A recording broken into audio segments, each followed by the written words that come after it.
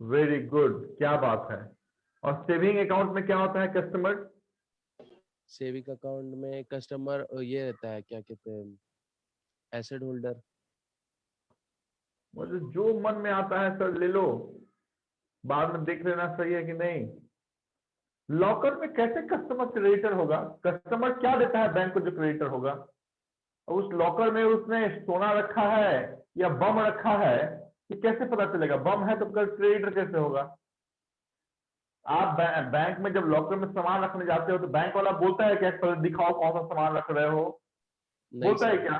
नहीं। फिर तो मैंने बताया था ना कि लीज पे देते हैं हम वो एरिया, तो लेसी और लेसर होता है। एक क्लास अटेंड किया है, वो भी अगर आधा अधूरा कैसे काम चलेगा दादा?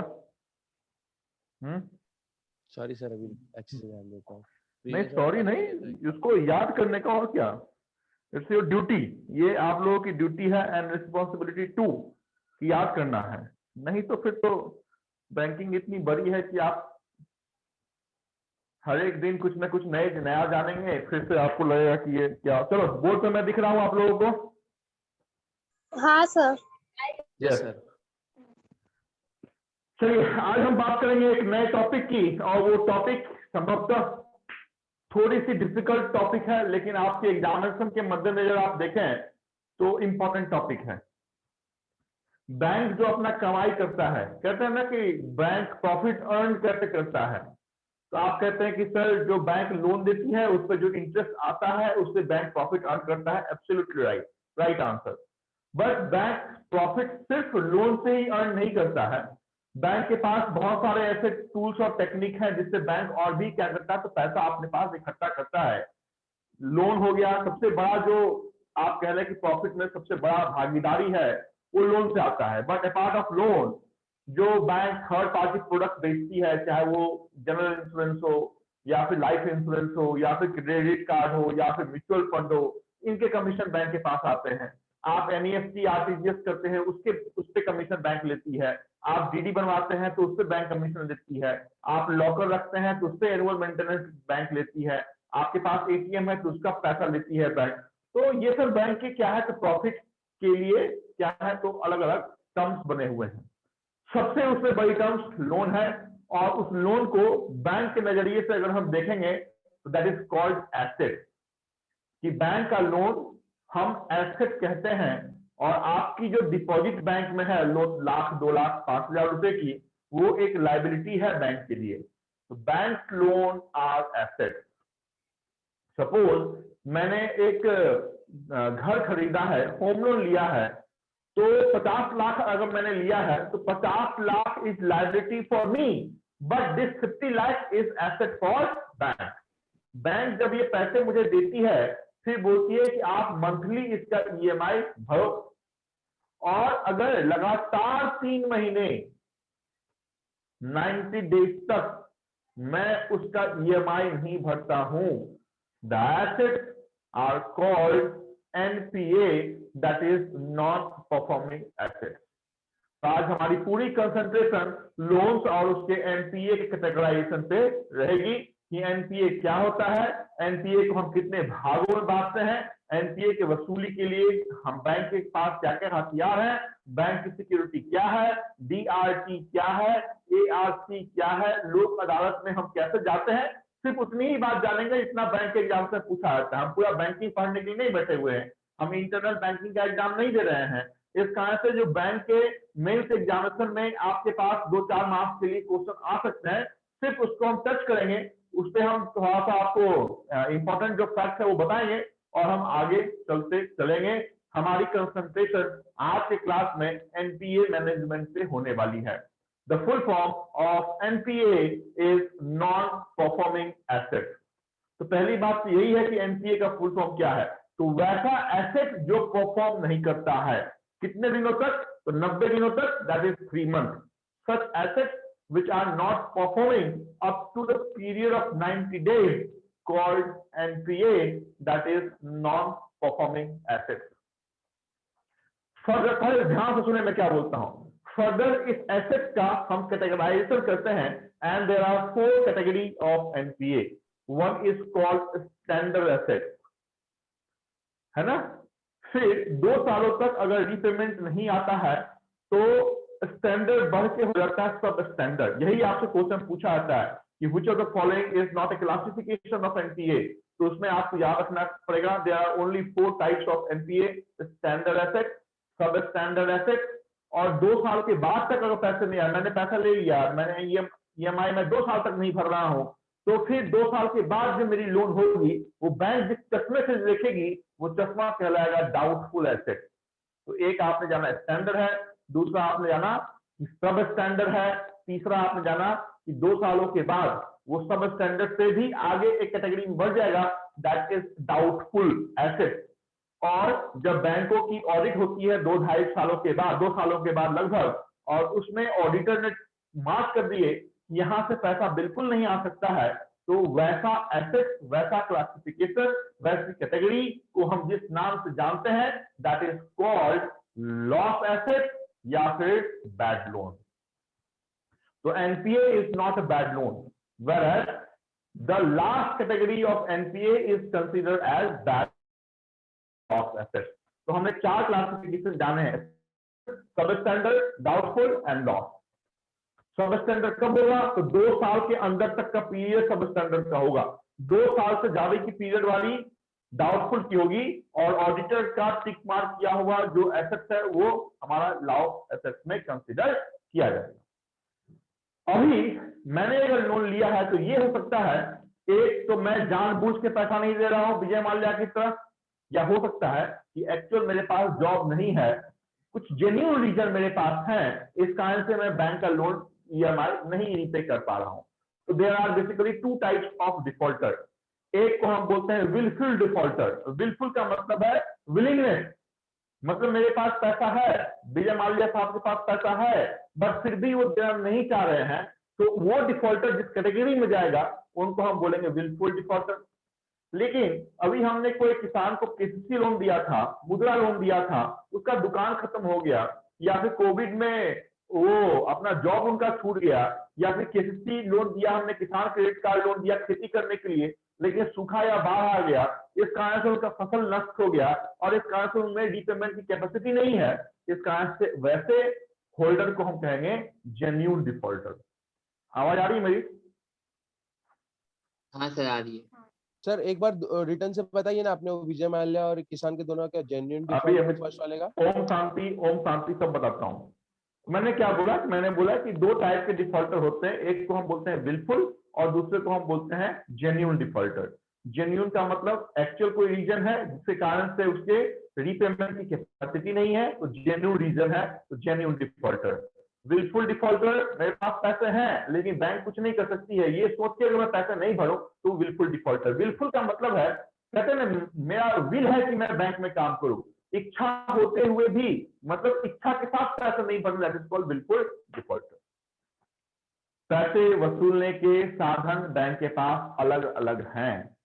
जो विलफुल डिफॉल्टर होते हैं उनको हम जिस कैटेगरी से पैसे वसूलने का काम करते हैं वो that is called DRT. DRT का फुल फॉर्म है डेब्ट रिकवरी ट्रिब्यूनल, दूसरा है लोक अदालत, और तीसरा है SARFAESI act, SARFAESI, Securitization of Asset Reconstruction and Enforcement of Security Interest 2002। मैं फिर से बोलता हूं कि पैसे वसूलने के बैंक के पास अलग अलग साधन हैं, जिसमें 3 साधनों का नाम मैं आपके साथ अभी बता रहा हूं। First is called DRT. DRT का फुल फॉर्म है डेब्ट रिकवरी ट्रिब्यूनल, दूसरा है लोक अदालत, और तीसरा है इंप्लीमेंटेशन ऑफ सरफेसी एक्ट। आज के क्लास में अगर सिर्फ आप सरफेसी भी समझ जाते हैं तो संभवतः मेरे लिए बहुत बड़ी बात होगी कि सरफेसी क्या है और इस SARFAESI का फुल फॉर्म क्या होता है, और उस कंडीशन में securitisation of asset reconstruction and enforcement of security interest 2002 अगर आप याद रखते हैं तो मैंने बताया ना कि आज के क्लास की बहुत बड़ी बात और बहुत बड़ी अचीवमेंट आपके लिए पास होगी। तो 3 कैटेगरी इस तरफ है और एक कैटेगरी है OTS, that is one time settlement scheme. तो 4 स्कीम का नाम मैंने आपको बताया कि पैसा वसूलने के लिए, 4 कैटेगरी का नाम मैंने आपको बताया एनपीए के रूप में, स्टैंडर्ड, सब स्टैंडर्ड, डाउटफुल और लॉस एसेट। इसमें आया बात डीआरटी का कि व्हाट इज डीआरटी। तो ट्रिब्यूनल का मतलब होता है अदालत। डीआरटी का फुल फॉर्म मैंने बताया डेप्ट। डेप्ट का मतलब है उधार। रिकवरी तो आप जानते ही हैं कि डेप्ट की रिकवरी मतलब लोन की रिकवरी करने के लिए जो अदालत बैंक ने बनाया है, मतलब वो अदालत ही है, लेकिन सिर्फ वो रिकवरी मतलब बैंकों की डूबी हुई पैसे को देखने के लिए बनाया हुआ एक अदालत है, दैट इज कॉल्ड डेप्ट रिकवरी ट्रिब्यूनल। इसमें हम वही केस ले जाके दे सकते हैं जिसकी आज के डेट में आउटस्टैंडिंग मिनिमम 20 लाख रुपए हो। फिर से बोलता हूं, अगर मेरी होम लोन की मैंने होम लोन 50 लाख का लिया था, लेकिन 15 लाख के बाद मैं पैसे नहीं भर रहा हूं, तो मेरी आज के डेट में जो ओएस है दैट इज आउटस्टैंडिंग वो 15 लाख है। तो डायरेक्ट बैंक मुझे डीआरटी में बुला सकती है क्या? Answer is no. डीआरटी में सिर्फ वही फाइल रजिस्टर होंगे जिसकी मिनिमम आउटस्टैंडिंग 20 लाख रुपए होगी।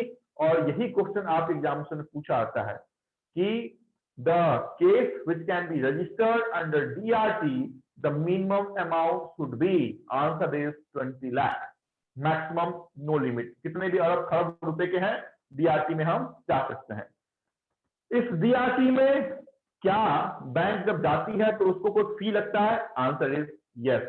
Minimum is 12,000 and maximum is 1.5 lakh.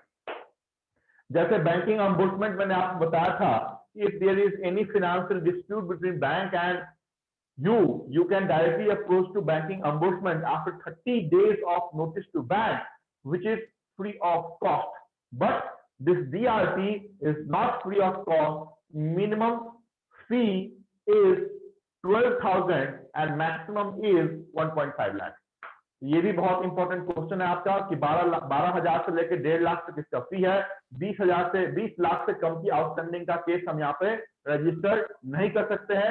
DRT का फुल फॉर्म डेप्ट रिकवरी ट्रिब्यूनल है ना, सिमिलर टू डिस्ट्रिक्ट कोर्ट है। और जैसे डिस्ट्रिक्ट कोर्ट के फैसले से आप सेटिस्फाइड नहीं होते हैं तो आप कहते हैं कि हम हाई कोर्ट में जा रहे हैं, और वहां से भी आप सेटिस्फाइड नहीं हो तो आप बोलते हैं हम सुप्रीम कोर्ट में जा रहे हैं। Similar approach you have to follow in DRT. अगर डीआरटी ने आपके फेवर में जजमेंट नहीं दिया है तो आप जिस एफिलिएट अथॉरिटी को टच करेंगे that is called DRAT. The full form of DRAT is डेप्ट रिकवरी एफिलिएट ट्रिब्यूनल। तो यहाँ पे एफिलिएट का मतलब ही है कि उससे ऊपर की संस्था। इतनी ही बात डीआरटी के अंदर आपके लिए एप्लीकेबल है। Most important, less than 20 lakh case can not be registered under DRT. Second is civil court. Civil court में 20 लाख से कम का जो आउटस्टैंडिंग होगा ये केस जा सकता है। बहुत इंपॉर्टेंट है कि 20 लाख से कम के लिए हम कहां अप्रोच करेंगे? तो सिविल कोर्ट। 20 लाख से ऊपर के लिए हम कहां अप्रोच करेंगे? तो डीआरटी। तो सिविल कोर्ट में सिर्फ इतनी ही बात जानना है। And the most important thing, civil court में केस करने के लिए बैंक को कोई भी पैसा देना नहीं है, तो fee is waived, there is no fee. जैसे डीआरटी में आपने देखा था ना कि मिनिमम कितना लग रहा था? 12,000। वैसे सिविल कोर्ट में कितना लगेगा? नो फी। सिविल कोर्ट में अगर 5,000 की आउटस्टैंडिंग है तो जाए क्या? Answer is yes. क्योंकि सिविल कोर्ट कहता है कि 20 लाख से नीचे का ही केस का निपटारा हम करेंगे। डीआरटी ये कहता है कि 20 लाख से ऊपर के केस का निपटारा हम करेंगे। लेकिन डीआरटी ये भी कहता है कि अगर ये केस 20 लाख से ऊपर का है तो हम मिनिमम फी भी लेंगे। वो मिनिमम फी 12,000 से कम नहीं होना चाहिए। और अगर अरबों खरबों रुपए का वो लोन है तो मैक्सिमम जो हम पैसा लेंगे वो 1.5 लाख से ज्यादा का नहीं होना चाहिए। ओटीएस तो आप जानते ही हैं कि ओटीएस में कस्टमर को हम बुलाते हैं, बोलते हैं कि भाई 2 लाख रुपया बचा हुआ है, कितना भरोगे? तो सामने से कस्टमर बोलता है कि 40,000 रुपये भर सकते हैं। तो हम देखेंगे कि 40,000 रुपये में चलेगा क्या, क्योंकि उसकी पूरी प्रोविजनिंग हो चुकी होती है। तो कहते हैं दे दो। तो ओटीएस में हमने काम कर दिया। तो ओटीएस का फुल फॉर्म है वन टाइम सेटलमेंट। 2 लाख की आउटस्टैंडिंग, कितना भर रहे हैं? 30,000। तो ठीक है, दे दो। बैंक की जो बैलेंस शीट है वो क्लियर होगी, बैंक का जो अपना बुक है वो क्लियर होगा। This is called OTS. Most important SARFAESI. क्योंकि मैंने क्या बताया, मैंने बोला कि 4 चीज हम जानेंगे, डीआरटी, लोक अदालत, ओटीएस एंड सरफेसी। तो तीनों चीज हमने बताई है एक्सेप्ट सरफेसी। सरफेसी एक ऐसा एक्ट है जिसकी शुरुआत आरबीआई ने 2002 में की। फिर से बोलता हूं, SARFAESI is an act implemented by Reserve Bank of India in 2002. क्या है ये SARFAESI? तो पहले SARFAESI का फुल फॉर्म हम जानेंगे कि SARFAESI, Securitization of Asset Reconstruction and Enforcement of Security Interest। क्या कहता है? सिक्योरिटाइजेशन ऑफ एसेट, मतलब आपने अगर घर लिया है तो बिना कोर्ट के इंटरवेंशन के हम आपके इस घर को नीलामी कर सकते हैं, दैट इज कॉल्ड इन्फोर्समेंट। हम फोर्सफुली आपके इस घर को अपने पास रख सकते हैं। तो this is a unique act of reserve bank of India, जिसमें बैंक के पास ये पावर दिया गया कि आप अपने पैसे को वसूल सकते हैं थ्रू SARFAESI। बहुत इंपॉर्टेंट ये एक्ट है, बहुत बहुत बहुत ज्यादा इंपॉर्टेंट इस एक्ट का फुल फॉर्म है, और उससे भी ज्यादा इंपॉर्टेंट है कि इस एक्ट का इंप्लीमेंटेशन हमने 2002 में किया है, और इसमें बैंक के पास ये पावर है कि विदाउट इंटरवेंशन ऑफ कोर्ट, बिना कोर्ट के अनुमति के बैंक आपके घर को, आपके मॉर्गेज प्रॉपर्टी को, आपके हाइपोथेकेटेड प्रॉपर्टी को डायरेक्ट ऑक्शन या फिर सेल आउट कर सकती है। तो ये बातें हमने बताया है अभी तक आपके पास एनपीए और लोन मैनेजमेंट की। कितनी बात समझ में आई? Yes sir. इन बातों को वन बाय वन करके हम बोर्ड पर लिखेंगे, फिर आगे हम चलेंगे तो लोन सिक्योरिटी के रूप में हम लिखने की कोशिश करेंगे। चलिए, क्या लिखूं, कौन सा? एनपीए। एनपीए का फुल फॉर्म क्या होता है? Non performing assets. Okay, 2 minute रुक जाओ, थोड़ा इंक डाल देता हूं।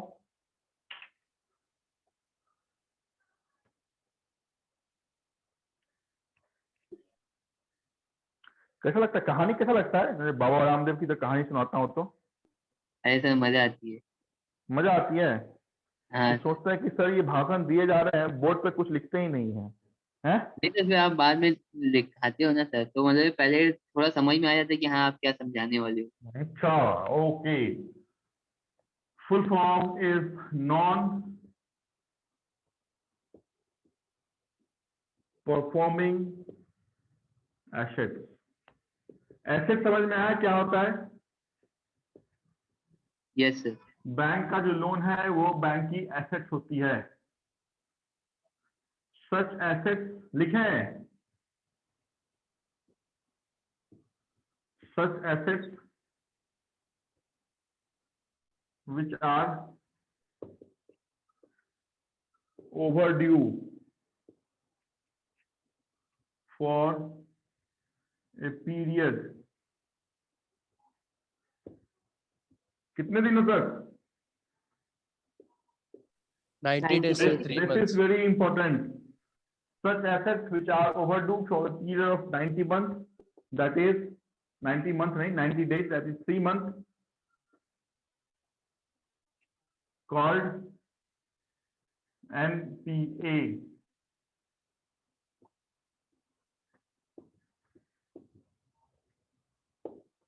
Classification of NPA: standard assets,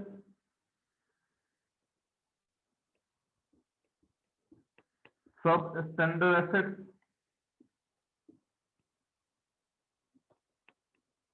तीसरा क्या होगा? तीसरा क्या है? डाउटफुल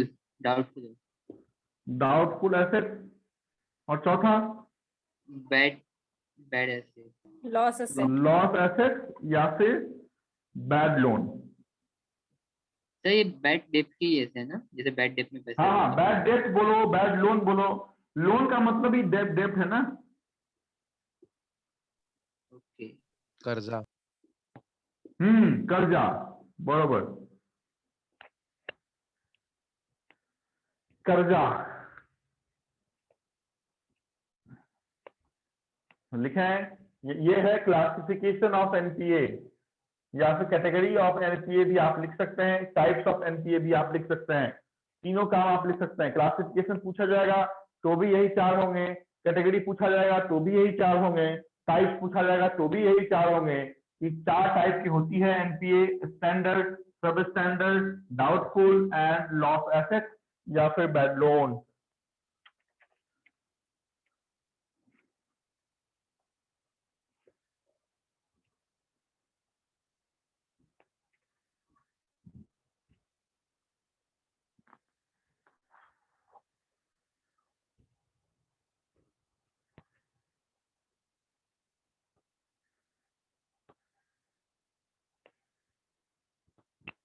सर सेकेंड वाला क्या है? सब स्टैंडर्ड। तीसरा है डाउटफुल और सर चौथा सब है स्टैंडर्ड के लॉस। नीचे क्या लिखा हुआ है? 2 years. Less than 2 years, doubtful more than 2 years। 2 साल तक आप अगर पैसे नहीं भरेंगे तो सब स्टैंडर्ड है। जैसे जैसे सुनो सुनो, एक इंपॉर्टेंट सूचना आपको दे रहा हूं। जैसे आपका अगर अभी स्टेट बैंक में लोन हो, किसी का भी, आपका हो, आपके घर वाले का हो, किसी नीबर का हो, रिलेटिव का हो, तो अभी एसबीआई ने ऋण समाधान की स्कीम निकाली है। ऋण समाधान, अगर आपका लोन, कोई भी लोन हो, एजुकेशन लोन हो या फिर कोई भी लोन हो, उसमें सिर्फ अगर 10 लाख रुपए आउटस्टैंडिंग है, सिर्फ 1 लाख रुपए आपको भरने हैं, लेकिन वो सिर्फ डाउटफुल कैटेगरी के लिए है। ये बहुत इंपॉर्टेंट है। तो आपके घर में किसी का हो तो इस योजना का लाभ उठा सकते हैं। इंफॉर्मेशन आपको मैंने दे दिया है। विशेष जानकारी के लिए शाखा से संपर्क करें। Go to your nearest SBI. Standard assets 90 days होगा ना, मतलब sir? Yes yes yes, up to 90 days standard, more than 90 to 2 years substandard, more than 2 years doubtful, and in bank audit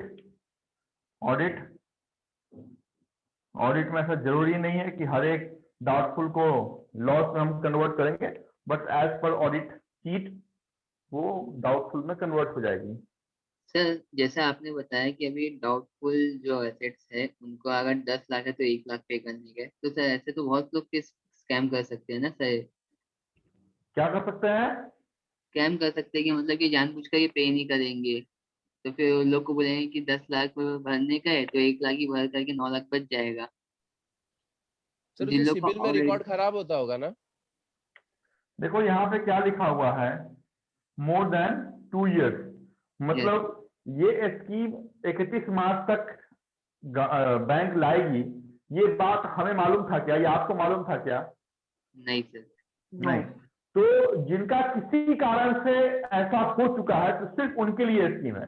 अब आने वाले दिनों में हम सोचेंगे कि फिर से बैंक का ये नॉर्म्स आएगा, तो ये काम चलता नहीं है। फिर तो बैंक के पास इतने साधन है कि वो बैंक पैसा वसूल सकती है, या फिर आपने अगर पैसा नहीं भरा, एनपीए में आपका है, तो सिबिल तो ऐसे ही आपका खत्म हो जाएगा, किसी काम का रहेगा नहीं, कोई बैंक लोन देगी नहीं। तो ये बेसिकली किसके लिए एडवांटेज है? जो रूरल एरिया में बैंक काम कर रही है, केसीसी लोन दिया है हमने, मुद्रा लोन हमने दिया है, वो हमारे पास क्या है, तो स्थगित में है, पेंडिंग है, 2 साल से पैसे नहीं आ रहे हैं। तो ये क्या होता है ना कि अगर 1 लाख रुपए डाउटफुल में है तो ये 1 लाख रुपए बैंक को प्रोविजन करना पड़ता है। ये दिस मोस्ट इंपॉर्टेंट कि एज ए कस्टमर हमें या आपको तो नहीं पता चलता है कि आखिर ये है क्या, बट इसमें क्या होता है कि अगर डाउटफुल में चला गया तो बैंक 75% क्या करती है, प्रोविजन करती है। अगर लॉस एसेस में चला गया तो 1 लाख रुपए आप नहीं दे रहे हैं, बट बैंक ने 1 लाख रुपए उसका प्रोविजन कर लिया है, और वो 1 लाख रुपए अपने प्रॉफिट पे नहीं दिखा के उसकी प्रोविजनिंग बैंक ने करके, मतलब वो उतना पैसा अलग करके बैंक में रखा है। तो इस चीज को हटाने के लिए, इस प्रोविजन को हटाने के लिए आपके एसबीआई ने ऋण समाधान की स्कीम लाई है, और इस कारण से यहाँ पे क्या होता है, 25% प्रोविजन होता है, यहाँ पे 75% प्रोविजन होता है, यहाँ पे 100% प्रोविजन हो जाता है। तो बैंक का प्रॉफिट है, लेकिन बैंक ने उसी प्रॉफिट से आपके लोन का पैसा अलग करके रखा है। अदरवाइज बैंक की बैलेंस शीट बहुत बड़ी दिखेगी, लेकिन क्योंकि बैंक प्रोविजन करता है, इस कारण से उसका जो प्रॉफिट होता है वो बहुत कम दिखता है। समझ में आया क्या बोल रहा हूँ? संभवतः नहीं समझ में हाँ आएगा, सर, हाँ या फिर जो कॉमर्स बैकग्राउंड के होंगे या उनको हाँ समझ में आएगा ये प्रोविजन क्या हाँ होता सर, है। किसी ने पढ़ा है क्या प्रोविजन? हाँ sir, provision for doubtful debts ना। Yes sir. हाँ पढ़ा है क्या? हाँ सर, कॉमर्स हाँ बैकग्राउंड। सर कॉमर्स में पढ़ा है ना। अरे वाह, वेरी गुड। चलो ये समझ में आया। Yes sir. प्रोविजन वगैरह सब छोड़ दीजिए, आपको सिर्फ 2 बातें जाननी है, एक एनपीए का फुल फॉर्म, दूसरा एनपीए कब होता है, तो 90 दिनों की अवधि आपको जाननी है, और तीसरी बात सिर्फ इतना जानना है कि एनपीए कितने टाइप के होते हैं, 4 टाइप के होते हैं। ये पीरियड भी आपको नहीं जानना है, ये ठीक है, मैंने आपके मन को रखने के लिए रख दिया। आपको सिर्फ इतनी बात जानना है कि NPA are of 4 times, standard, sub standard, doubtful and loss एसेस, काम खत्म। इतनी बात में कोई दिक्कत? No sir. चलो हटाओ। Yes sir. यस। जितना हमें बैंक पीओ या बैंक क्लर्क बनने के लिए इम्पोर्टेंट है, सिर्फ उतना काम हम करेंगे। एक बार बैंक पीओ बन गए, उसके बाद स्केल 2 स्केल 3 का एग्जाम देना है, तो फिर उसके अंदर का बात हम करेंगे कि प्रोविजनिंग क्या होता है, कितने % का प्रोविजनिंग D1 D2 D3 में होता है। हाँ, अभी किस चीज की बात करूं? सबसे बड़ी टॉपिक कौन सी है हमारी आज?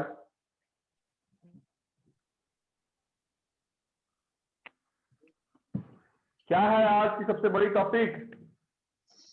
सरफेस बोलो बोलो। सरफेसी हाँ हाँ, एक चीज तो सही बोले, SARFAE,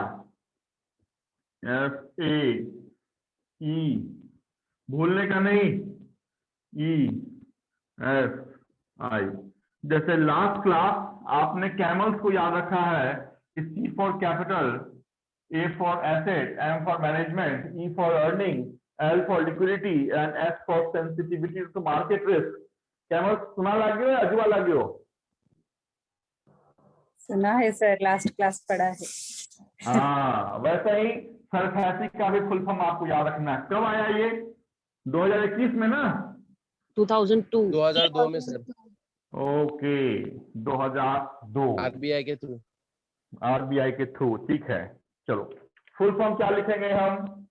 S for securitisation, SECURITIZATION, securitization of securitization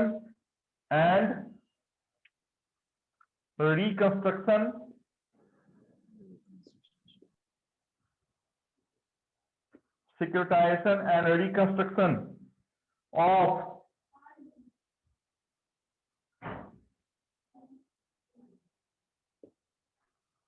financial assets and enforcement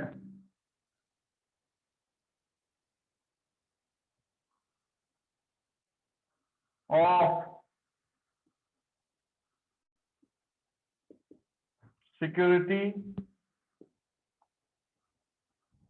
interest। लिखें, securitization and reconstruction of financial assets and enforcement of security interest, SARFAESI।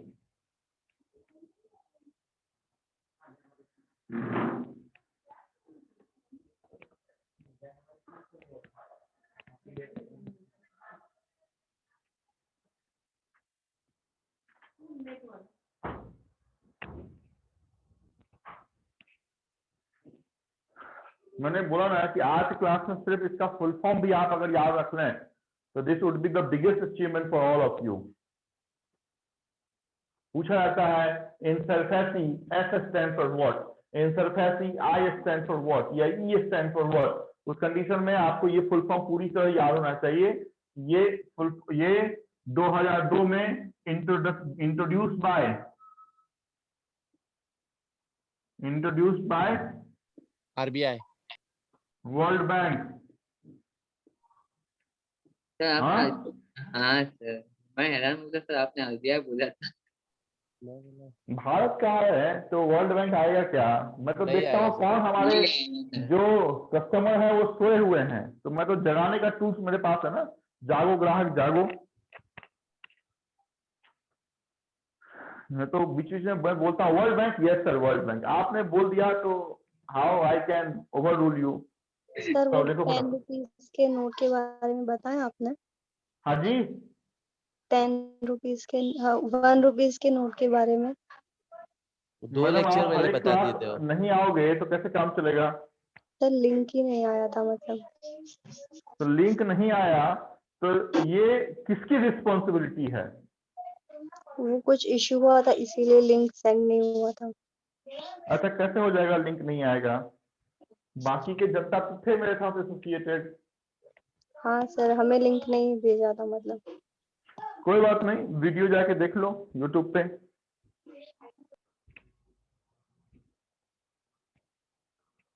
चलो क्या? Yes sir. Yes sir.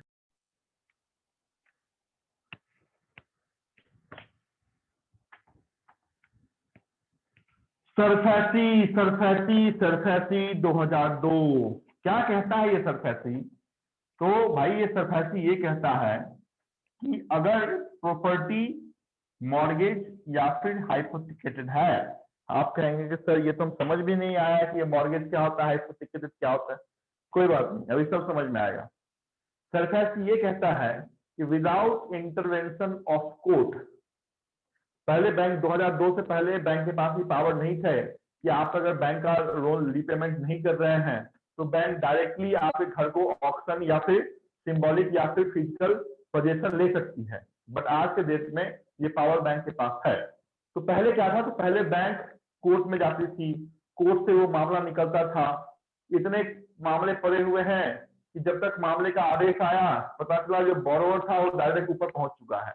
तो इस कारण से आरबीआई ने एक विशेष एक्ट को ही इंट्रोड्यूस कर दिया कि only if the property is under mortgage और hypothecated bank can resell, bank can auction the property without intervention of court. तो यहाँ पे एक लाइन आप जरूर लिख लें, एक लाइन लिखें आप, without intervention of court, without intervention of court bank can auction the mortgage property or hypothecated asset,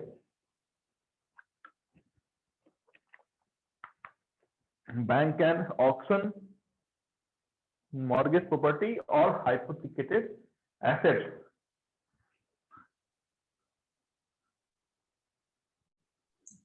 Bank can auction mortgage property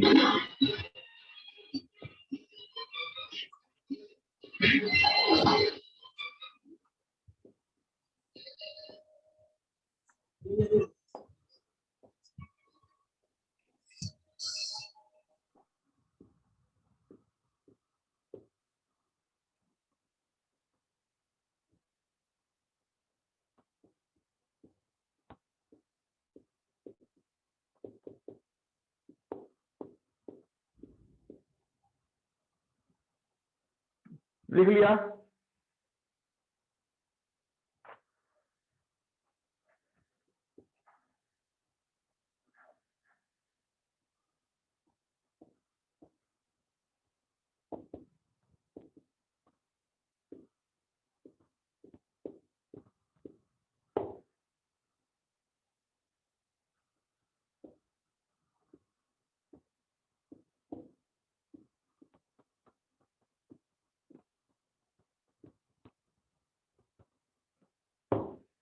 क्या लिखा हमने? हमने लिखा एक ऐसे कोर्ट का नाम जो सिर्फ वसूली के लिए ही बनाया गया है, उस कोर्ट का नाम है DRT, डेब्ट रिकवरी ट्रिब्यूनल। उसका फुल फॉर्म भी हमने आपके बोर्ड पर लिखा है, डेब्ट रिकवरी ट्रिब्यूनल। इसमें सिर्फ वही केस रजिस्टर हो सकते हैं जिसकी as on date outstanding more than 20 lakh rupees हो। फी कितना लगेगा? तो fee will vary from amount to amount, whereas the minimum fee is 12,000 and maximum is up to 1.5 lakh। जो हेड होता है, जैसे हम कहते हैं कि आरबीआई का जो हेड है वो गवर्नर है, वैसे ही जो हेड होता है आपके डीआरसी का, उसको हम बोलते हैं प्रिसाइडिंग ऑफिसर। जैसे आप इलेक्शन करवाते हैं तो वहां भी बूथ पे प्रिसाइडिंग ऑफिसर होता है, वैसे ही डीआरसी का जो हेड होता है उसका नाम होता है presiding officer. And the affiliate authority above DRC, DRC से ऊपर की जो अथॉरिटी है उसका नाम है डीआरएटी। तो डीआरएटी में डीआरसी का फुल फॉर्म तो आप जानते ही हैं, सिर्फ ए का फुल फॉर्म आपको लिखना है, that is affiliate, that is affiliate डेब्ट रिकवरी एफिलिएट ट्रिब्यूनल। तो इस एफिलिएट को आपको जानना है कि ये डीआरसी के ऊपर की ऑर्गेनाइजेशन है, और अगर डीआरसी में मामला चला गया है तो this is compulsory that decision has to be in the favour of bank और customer within 180, that is 6 months, है ना। तो यहाँ पे चूंकि पैसे वाली बात है, इस कारण से मैक्सिमम अवधि को फिक्स कर दिया गया है कि भाई तारीख पे तारीख ना पड़े सनी देओल वाली, इस कारण से 6 महीने के अंदर हमारे पास डिसीजन आना चाहिए, चाहे तो बैंक के फेवर में आना चाहिए या फिर कस्टमर के फेवर में आना चाहिए। लिखें DRT। सर डेट आपने रिकवरी। DRAT बोला, ये DRT का हेड रहते हैं, मतलब DRT के ऊपर रहते हैं। हाँ तो आप क्या, इस बार लिखाता हूं मैं 1 बाय 1 करके, सुने। DRT का फुल फॉर्म लिखे डेट रिकवरी ट्रिब्यूनल। उसके बाद लिखें only those case can be registered under DRT whose outstanding is minimum 20 lakh, है ना। अपने शब्दों में आप इसको लिख सकते हैं, minimum outstanding should be 20 lakh. Fee required basically vary from amount to amount, लेकिन पता चला कि अगर 20 लाख का वो केस है तो 12,000 लगेगा, अगर 40 लाख का है तो हो सकता है कि हर लाख से 1,000 रुपये बढ़ता है, जैसे 21 लाख का होगा तो 13,000 रुपये लगेगा। तो vary from amount to amount, but जो मैक्सिमम अमाउंट है, फी है, उसको फिक्स कर दिया गया, that is up to 1.5 lakh. वो आपको लिखना है। जो हेड ऑफ DRT होता है that is called presiding officer, and the affiliate authority above DRT is DRAT, that is Debt Recovery Appellate Tribunal। और आखिरी बात लिखेंगे case registered under DRT, case registered under DRT has to be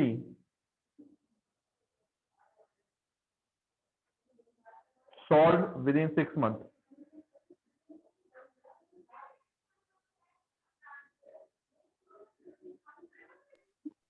और के लिए ना सर। हेलो, किसी का टीवी ओपन है, माइक ऑफ कीजिए।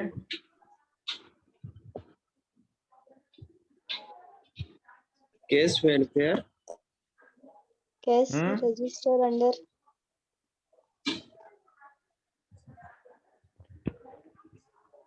जहां छूट गया पूछिए मेरे से। Case register under DRT should be minimum of rupees 20 lakh।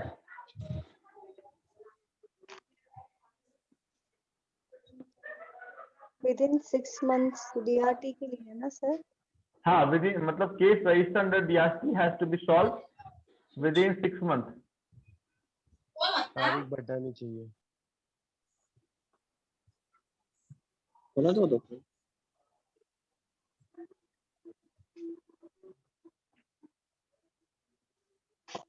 Okay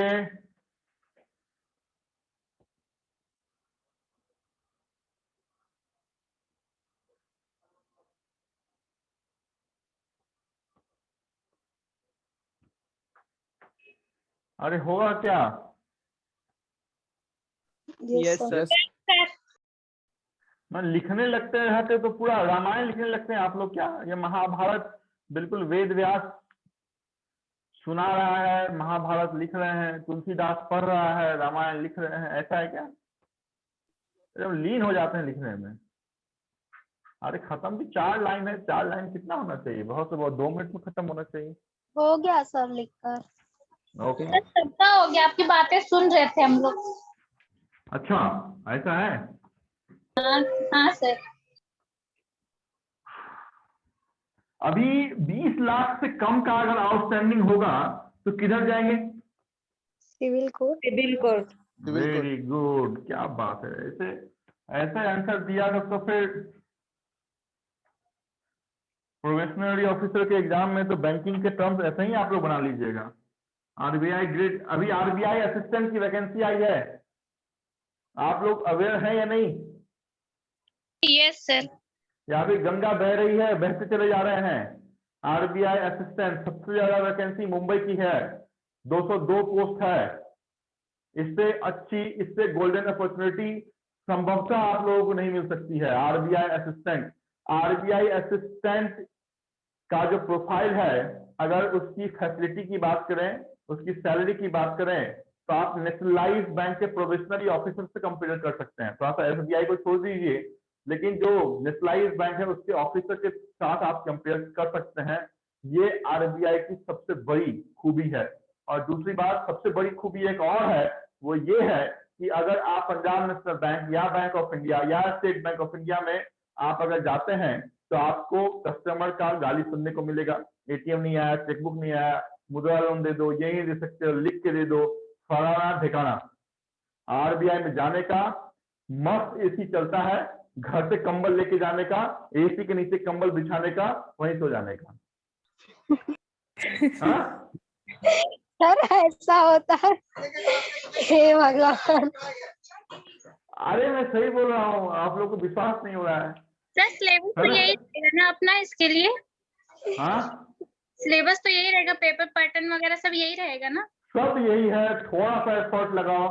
RBI से अच्छी जॉब संभवतः आपको नहीं मिलेगी, है ना। इतना कूल का जॉब है, एक तो कस्टमर इंटरफेस नहीं है आपका, है ना, ज्यादा कुछ ये नहीं है, आप वहां बैठ के बड़ी एग्जामिनेशन की भी तैयारी कर सकते हैं। तो आरबीआई इज आरबीआई, है ना। संभवतः अगर आप एसबीआई में भी चले गए, इतनी सरदर्दी है, आप खुद जाते हैं एसबीआई में, देखते हैं कितना ज्यादा प्रेशर होता है काउंटर पे, है ना। तो आप देखें, खुद ही फील करें कि आरबीआई 202 वैकेंसी मुंबई इटसेल्फ, और आप भी मुंबई के ही हैं, जाएंगे वहां पे, सीएसटी में उतरेंगे, बराबर से सीएसटी में वहां पर लेंगे टैक्सी, उस क्वार्टर में काम करके आएंगे, उस 22 मंजिला इमारत से ही गवर्नर बैठता है शक्तिकांत दास, थोड़ा उनसे हाय हेलो करके आने का। चलो यहाँ पे देखते हैं, पहले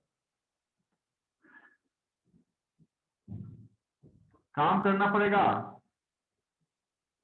यस सर। हाँ, जितना आसान दिखता है उतना आसान होता नहीं है। और मैंने पहले ही बताया कि RBI and SBI are the only 2 bank जहां पे पीएफ और पेंशन दोनों है, तो इससे बड़ी बात कुछ भी नहीं हो सकती है।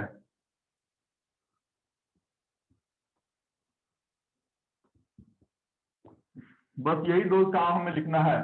सिविल कोड जो लोक अदालत है उसमें 20 लाख से कम के नीचे का केस जाएगा, लेकिन हमें केस रजिस्टर करने के लिए 12,000 या फिर 1.5 लाख जैसे पैसे भरने की जरूरत नहीं है। तो लिखें सिर्फ 2 बात सिविल कोर्ट में लिखें। Maximum outstanding should not be more than 20 lakh. बोलो बोलो। वो हमें जो फीस पे करनी वो बैंक पे करेगा या जो कस्टमर है, या वो, या दोनों मिलके करेंगे? क्या चीज? ये जो 12,000 to 1,50,000 है, हाँ, वो बैंक को पे करना है या कस्टमर, या दोनों को करना है? Very good very good very good, ये क्वेश्चन तो अच्छा पूछा है तुमने। अभी मेरे को एक चीज बताओ, तुमसे ही क्वेश्चन पूछता हूँ और तुम ही आंसर दो, और उसी से आंसर इसका भी निकलेगा। अभी आपके और पड़ोसी में लड़ाई हो गया, ठीक है, यस तो सर। आप पुलिस के पास गए, तो कंप्लेन किसने दिया, आपने दिया या पड़ोसी ने दिया? हमने दिया। तो जो कंप्लेन देगा उसी को पैसा देना पड़ेगा ना। अच्छा, सर तो पुलिस को बैंक भी है पैसे ना? देना पड़ेगा पर। ये कोर्ट है ना, तो हाँ। कोर्ट में जिसने याचिका लगाई, संभवतः जनरली बैंक ही बोलता है कि मेरे को कोई कस्टमर बोलेगा क्या कि मैं पैसे नहीं भर रहा हूं, तो बैंक बोलती है कि ये कस्टमर जो है ये पैसे नहीं भर रहा है, हमें इसका सॉल्यूशन चाहिए। तो कोर्ट क्या बोलेगी कि पहले 12,000 रुपए रखो, बराबर ना। Yes sir. तो जो पहले कोर्ट पहुंचेगा उसको पैसा भरना है, सीधी सी बात है। Okay, yes sir. सर एक क्वेश्चन है। 2 पूछो। हाँ सर, ये जो फीस जो है वो बैंक भरेगा, उसके बाद ये लाइक वो कस्टमर से वसूल भी करेगा ना बाद में? 101%। अब बैंक भरेगा तो बैंक का मैनेजर Okay, थोड़ी भरेगा, पहले तो हम भरेंगे, करेक्ट सर। बाद में जितने भी चार्जेस हैं, लीगल चार्जेस, यस।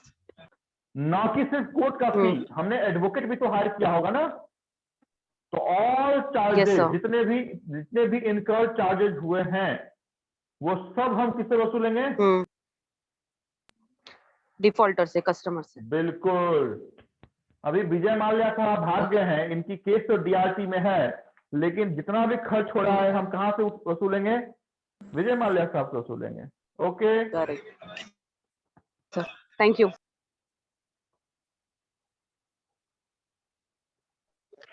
और सर वो आपने बोला ना कि बैंक कभी कोर्ट में ना जाके डायरेक्ट घर का ऑक्शन कर सकता है प्रॉपर्टी का, तो मतलब कौन से भी मतलब केस में करेगा वो? नहीं नहीं, कौन सा भी केस में नहीं कर सकता है। If the property is mortgage और हाइपोथिकेटेड, मैंने स्पष्ट डेफिनेशन में लिखा है मॉर्गेज और हाइपोथिकेटेड। बताता हूं क्या होता है मॉर्गेज, क्या होता है हाइपोथिकेशन, मैं बताता हूं। देखो अभी क्या है, एक मिनट, अभी क्या है कि मैंने आपको दुकान चलाने के लिए लोन दिया, क्लियर। उसके एवज में मैंने आपको ये नहीं बोला कि आप अपना घर मेरे पास गिरवी रख दो। मैंने आपको ये देख के दिया कि उस समय जिस समय मैं इंस्पेक्शन करने गया था उस समय देखा था कि आपका दुकान अच्छा था, दुकान में 5 लाख का सामान था, तो मैंने उसके बिहाफ पे 1 लाख रुपए तक का आपको मुद्रा लोन या सीसी लोन दे दिया। अभी आपका दुकान बैठ गया, तो हमारे पास तो बेचने के लिए आपका घर है ही नहीं, क्योंकि हमने आपसे मॉर्गेज लिया ही नहीं था। उस समय हम सरफासी इंप्लीमेंट कैसे करेंगे? ठीक है, तो सरफासी बेसिकली इंप्लीमेंटेशन कब होता है? जिस कंडीशन में होम लोन दिया जाता है। तो जब भी हम होम लोन देते हैं तो जिस घर को परचेज करने के लिए हम होम लोन देते हैं वही घर हमारे पास गिरवी रखता है। मतलब जो सेल डीड होता है, जो ओरिजिनल सेल डीड होता है वो बैंक के पास होता है, until unless loan is not fully repaid. Customer ने अगर नहीं भरा तो हम घर को बेच देते हैं, लेकिन किसी बिजनेस के लिए अगर हम लोन देते हैं उस कंडीशन में हम उतना मॉर्गेज नहीं कर पाते हैं जितना हमें चाहिए होता है। यही काम हुआ माल्या साहब के साथ। इस कारण से वो घूम रहे हैं, घूमने दीजिए, वापस आएंगे। अदरवाइज उनकी बहुत सारी प्रॉपर्टी है, लेकिन थोड़ी पेचीदा केस है, इस कारण से डायरेक्ट उन चीजों का ऑप्शन संभव नहीं है। केस चल रहा है, डीआरटी में चल रहा है, सारे पैसे इकट्ठा करके हम वसूलेंगे और आप सभी में बांट देंगे। चलो आगे। Yes sir. Sir gold loan लेंगे तो गोल्ड तो उनके पास ही रहता है ना? गोल्ड लोन लेंगे तो गोल्ड तो उनके पास ही रहता है, बराबर हाँ, बोल रही है। हाँ, कुछ पैसे में भरे तो वो कर सकते हैं उसका भी। तो वो सिर्फ गोल्ड के कंडीशन में ना। आप मेरे को ये बताइए, जिस समय हमने आपको गोल्ड लोन दिया तो गोल्ड हमारे पास रहता है, तो गोल्ड लोन के कंडीशन में हम गोल्ड को ऑप्शन कर सकते हैं। लेकिन हमने आपको कार लोन दिया है तो कार खरीद के क्या आप बैंक वाले को देते हैं कि आप चलो? ना सर, नहीं। क्लियर। हमने आपको घर खरीद के दे दिया तो घर में कौन रहता है? आप ही रहते हैं ना। Yes sir. Yes sir. तो in case of gold loan only, और गोल्ड लोन की जो सिक्योरिटी है दैट इज कॉल्ड प्लेज, तो बताऊंगा मॉर्गेज, हाइपोथिकेशन, प्लेज, लीन और असाइनमेंट ये क्या होते हैं, इसकी बात हम करेंगे। तो उसमें आपको समझ में आ जाएगा कि एक्चुअली होता क्या है। यहाँ तक ओके? Yes sir. सर मेरे को डाउट है। बोलो। सर जैसे कि अगर सपोज मैंने 10 लाख का होम लोन लिया, देन उसके बाद में मैं 9 लाख पे कर दिया, 1 लाख रुपए मैं पे नहीं कर पा रहा हूँ, देन उसके बाद में तो बैंक को ये अलाउ रहता है कि मतलब कि इसका घर बेच करके 1 लाख ले लो, 9 लाख इसको ले लो, ऐसा करती है? नहीं। No, SARFAESI will only be applicable if outstanding is less than outstanding is more than 10 lakh। आपने क्या बोला कि आपने 10 लाख का लोन ही लिया था, बराबर? हाँ। और फिर जो है वो आप 1 लाख रुपए नहीं भर पा रहे, तो यहाँ पे SARFAESI एप्लीकेबल नहीं होगा। क्लियर? More than 10 lakh. हालांकि इसको लिखने की इसका सोल्यूशन क्या निकलेगा? हाँ, इसका फिर सोल्यूशन क्या लिखेगा? जो 1 लाख में डेप्थ है मेरे पे, जो मैं भर नहीं पा रहा हूँ, उसका क्या सोल्यूशन निकलेगा? मुझे और टाइम पीरियड आपको मिलेगा? हम सिविल कोर्ट में बुलाएंगे, आपको हम OTS का फैसिलिटी देंगे कि भाई 1 लाख रुपए भर दो। आप बोलेंगे साहब मेरे पास 1 लाख रुपए नहीं है, मेरे पास 30,000 रुपए है, तो हम देखेंगे कि भाई 30,000 रुपए में हो पाएगा क्या। क्योंकि 1 लाख रुपए के लिए हम अगर SARFAESI को इम्प्लीमेंटेशन करते हैं तो उसमें 1 लाख रुपए खर्चा हो जाता है ना। कि हमें सिंबॉलिक पोजीशन लेना है, हमें फिजिकल पोजीशन लेना है, हमें पेपर में निकलवाना है, बायलैंग्वेज मतलब 2 ऐसे पेपर में निकलवाना है जो उसी लैंग्वेज में, जैसे महाराष्ट्र है तो दो मराठी न्यूज़पेपर में होना चाहिए, एक इंग्लिश न्यूज़पेपर में होना चाहिए। तो देयर आर सेवरल है ना if and but while implementation of SARFAESI। 1 lakh रुपए के लिए इतना तामझाम हम नहीं करते हैं। कस्टमर को बोलते हैं भाई साहब आ जाओ, हाथ जोड़ के विनती करते हैं कि भर दोगे तो ठीक है, नहीं भरोगे तो OTS में आ जाओ। OTS में उसने अगर 1 रुपया भी कम दिया तो सिविल उसका चला गया, उसको जीवन में आज के बाद कभी लोन मिलेगा नहीं। क्लियर। दूसरा उसके पेपर में नाम आ जाता है कि भाई साहब ये डिफॉल्टर है, तो ऐसे ही उसकी इज्जत चली गई। ओके हाँ मतलब मोर देन 10 lakhs लिखना नहीं है। और कुछ पूछो।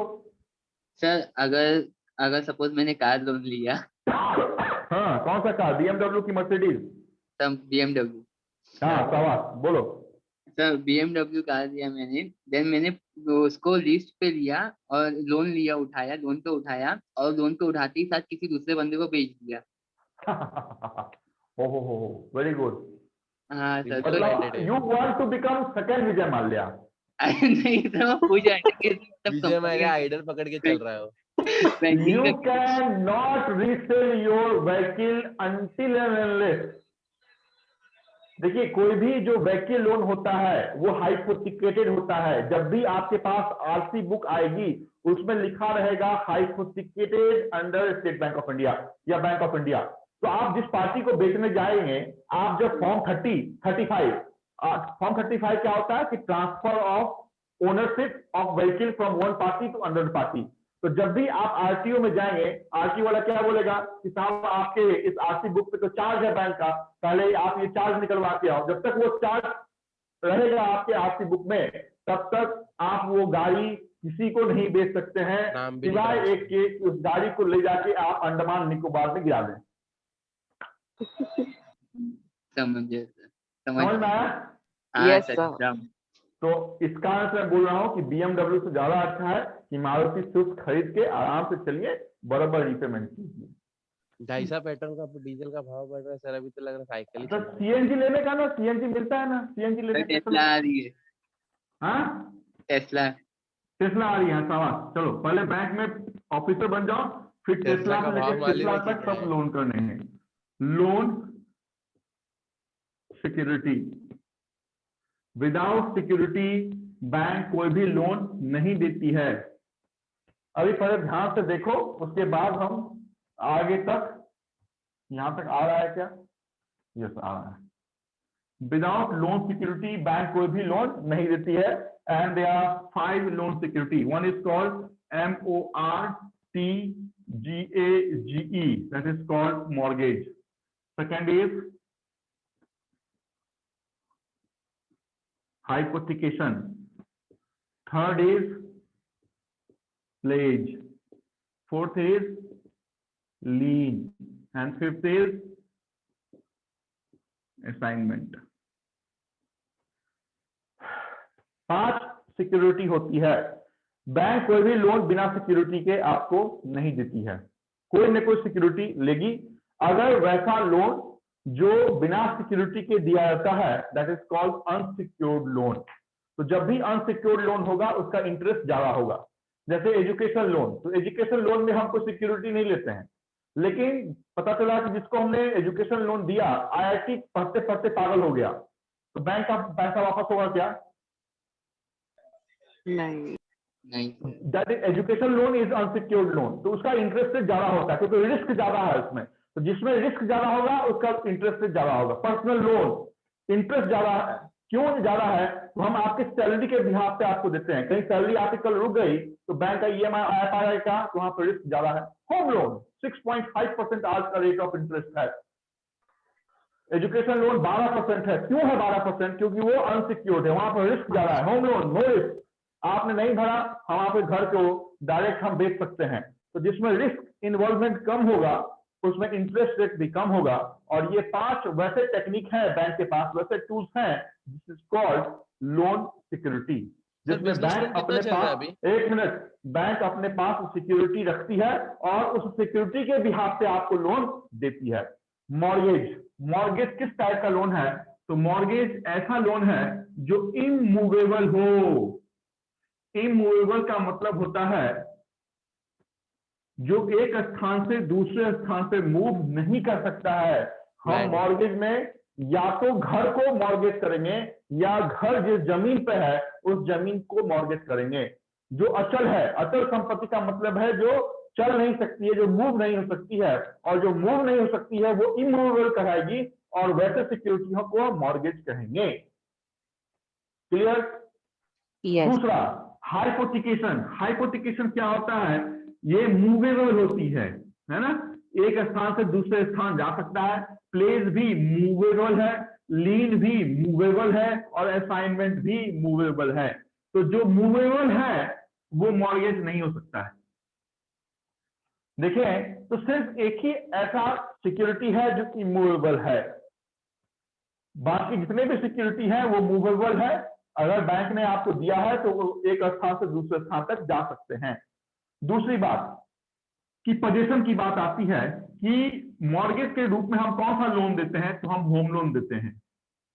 होम लोन अगर हमने दिया है तो घर को हम मॉर्गेज करते हैं या प्रॉपर्टी को मॉर्गेज करते हैं। हम हाइपोथिकेशन के अंदर में क्या करते हैं, व्हीकल लोन देते हैं। आप कोई भी 2 चक्के से लेके 10 चक्के का कोई भी गाड़ी आप खरीदिएगा, हमने आपको अगर लोन दिया है तो आपकी जो आरसी बुक होगी, जो आपके पास आरटीओ से आपके घर पे आएगी, उसमें लिखा रहेगा hypothecated by State Bank of India. आप देखिएगा, आप ऐसे भी रोड पे चले तो बहुत सारे ऐसे गाड़ी होंगे जिसमें लिखा रहता है वित्त प्रदत्त by Punjab National Bank, hypothecated under Bank of India. कभी देखा है ऐसा? हाँ सर, नहीं। देखा है।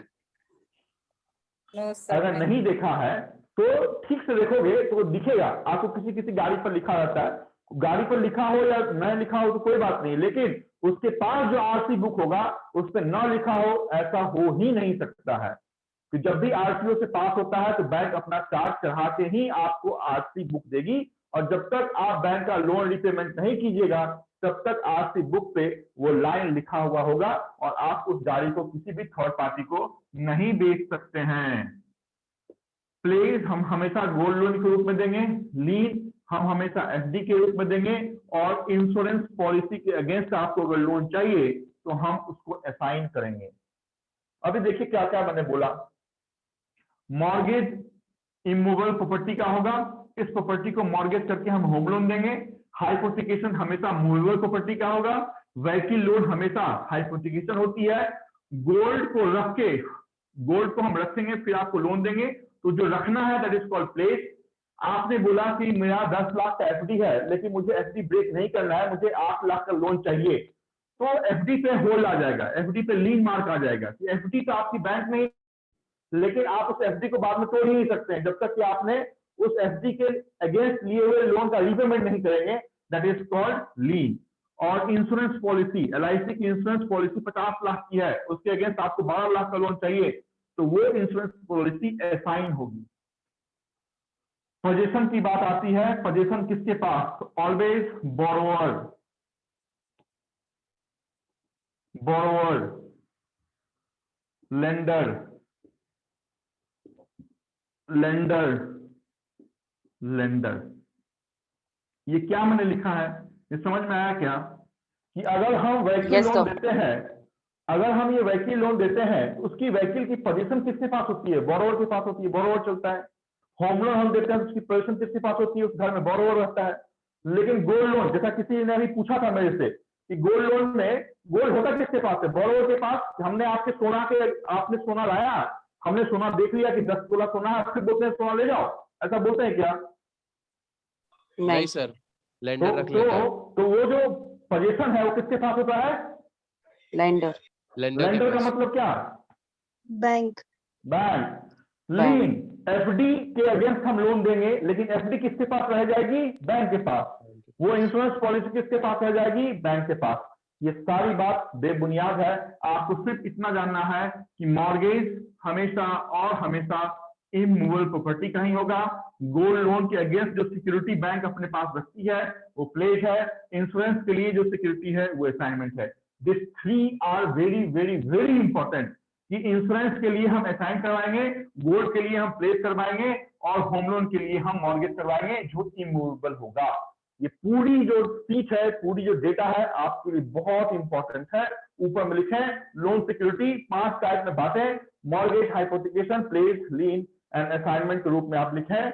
यहाँ पे लिखिएगा टाइप, यहाँ पे लिखिएगा लोन, और यहाँ पे लिखिएगा पोजीशन। काम खत्म। लिखें। मेरे से पूछते भी रहे जिनको नहीं समझ में आ रहा है।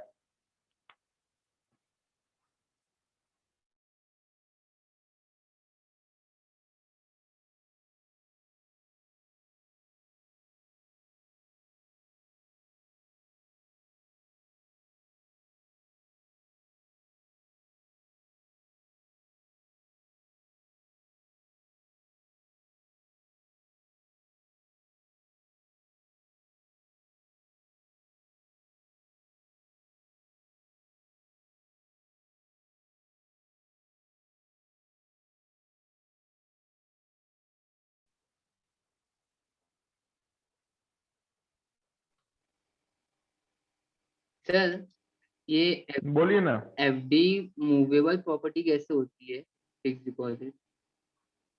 फिर से बोलो। एफडी मूवेबल प्रॉपर्टी कैसे रहेगी? जैसे कि व्हीकल तो समझ में आता है, मूवेबल है, गोल्ड भी समझ में आता है, एफडी मूवेबल। अच्छा मेरे को ये बताओ, अब मेरे को ये बताओ कि मूवेबल का मतलब क्या होता है? खुद से चल के आना, या एक मूवेबल का मतलब होता है कि क्या हम उसको एक स्थान से दूसरे स्थान तक पहुंचा सकते हैं क्या?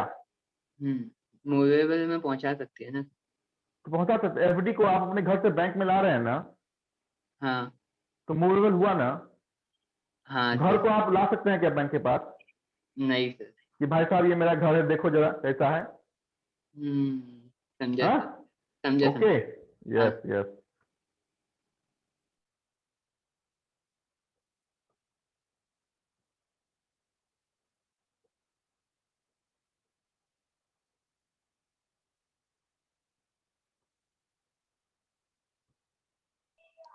Hello sir. बोलिए बोलिए। सर अगर एक बैंक में एफडी है, ओके, और हम्म, हम उसको दूसरी बैंक में अगर लीन करना चाहते हैं तो ऐसा हो सकता है, या सेम बैंक में ही लीन होता है? Same bank, other bank same not bank, possible. Not okay क्योंकि ओके। अदर बैंक में, मैडम मेरे को ये बताओ कि आपकी हम्म एफडी की पेपर आपके पास है, हम्म लेकिन हो हम्म सकता है ये भी कि आपने डुप्लीकेट एफडी का पेपर बनवाया हो और हम्म। ओरिजिनल से आपने एफडी ब्रेक कर लिया हो। तो राइट एक्चुअली राइट। में एफडी एग्जिस्ट करता है कि नहीं, ये सिर्फ होम बैंक को पता चलेगा ना, करेक्ट करेक्ट। है यस ना? सर। सपोज आपकी एफडी अगर बैंक ऑफ इंडिया की है, तो बैंक हाँ ऑफ इंडिया के किसी भी ब्रांच पैन इंडिया आप ले सकते हैं, लेकिन आप हाँ। इलाहाबाद बैंक में नहीं जा सकते हैं। करेक्ट?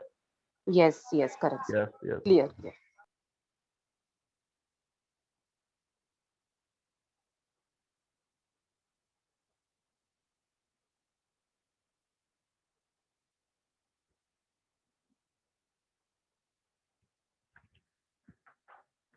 हुआ क्या? Yes sir. Yes sir. Yes sir.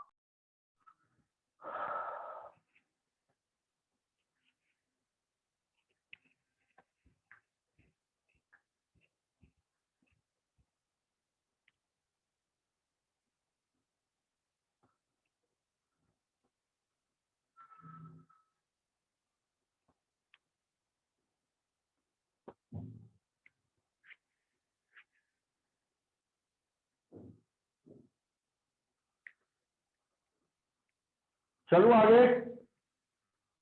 Yes sir.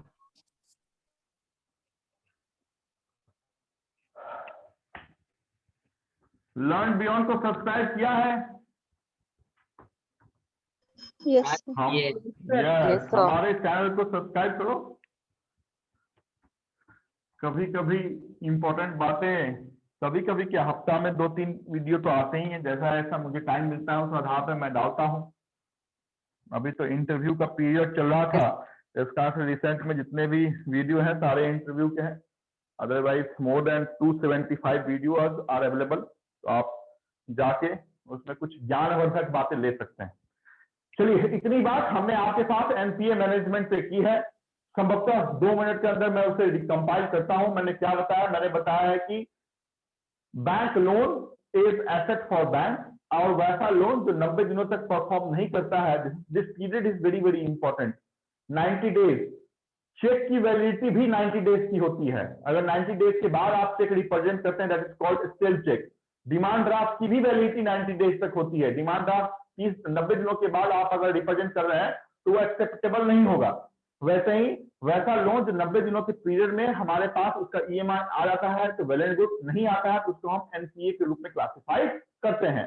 ये एनपीए 4 टाइप के होते हैं: standard, sub standard, doubtful and loss asset. उसके बाद हमने रिकवरी के लिए आपको टूल्स बताए हैं, जैसे हमने सरफेसी, सबसे इंपॉर्टेंट, सबसे स्ट्रेस देके आपको बताया है कि सरफेसी 2002 में आया है। Securitisation of asset reconstruction enforcement of security interest है, आरबीआई ने इसको लागू किया है। Without intervention of court, bank can resale mortgage और हाइपोथिकेटेड प्रॉपर्टी, ये सरफेसी के अंदर ये प्रोविजन है। डीआरटी की बातें हमने की है, डेब्ट रिकवरी ट्रिब्यूनल की हमने बातें की है। फी यहाँ पे 12,000 रुपए से लेके 1.5 लाख रुपए तक लगेगा। 20 लाख से ऊपर का ही इसमें केस रजिस्टर होगा। इसके जो चीफ होते हैं उनको हम प्रिसाइडिंग ऑफिसर कहते हैं। 180 दिनों के अंदर इसका निपटारा हमारे पास सामने आना चाहिए, और DRAT is the appellate authority on DRT। 20 lakh से कम के लिए हम सिविल कोर्ट का सहारा लेते हैं। यहाँ पे कोई भी पैसा हम आपसे वसूलते नहीं है। और अंत में हमने 5 लोन सिक्योरिटी बताए हैं जिसके बिहाफ पे हम बैंक में कोई भी लोन देते हैं। One is called mortgage. Mortgage हमेशा अचल संपत्ति का होगा जो इमूवेबल होगी। होम लोन हम देते हैं और इसकी पोजीशन बोरोवर के पास होती है। हाइपोथिकेशन हमेशा व्हीकल लोन का होगा जो मूवेबल है, इसकी पोजीशन भी हमेशा बोरोवर के पास में होती है। गोल्ड लोन के कंडीशन में गोल्ड बैंक के पास रहता है जिसको हम प्लेस कहते हैं, लेकिन इसकी पोजीशन बैंक के पास होती है। लीन का मतलब है होल्ड, और होल्ड एफडी पे हम मार्क करके हम एफडी के अगेंस्ट जो डिमांड लोन है वो हम देते हैं, इसकी पोजीशन भी बैंक के पास होती है। और insurance policy, only life insurance policy की जो सरेंडर वैल्यू है उसके अगेंस्ट हम लोन दे सकते हैं, इसकी पोजीशन भी बैंक के पास होती है। इतनी बात आप अगर जानते हैं तो संभवतः एनपीए से जुड़ा हुआ हर एक क्वेश्चन आप सही कर सकते हैं। आपके मन में कोई सवाल है तो आप मेरे से पूछें। सर कुछ है DRT क्या? और DRAT दोनों में 180 डेज का ही है ना? दोनों की मैक्सिमम जो वैलिडिटी है वो 180 डेज है। बोथ ना? दोनों की 180 डेज। Okay sir. और कुछ सवाल मन में हो? नो?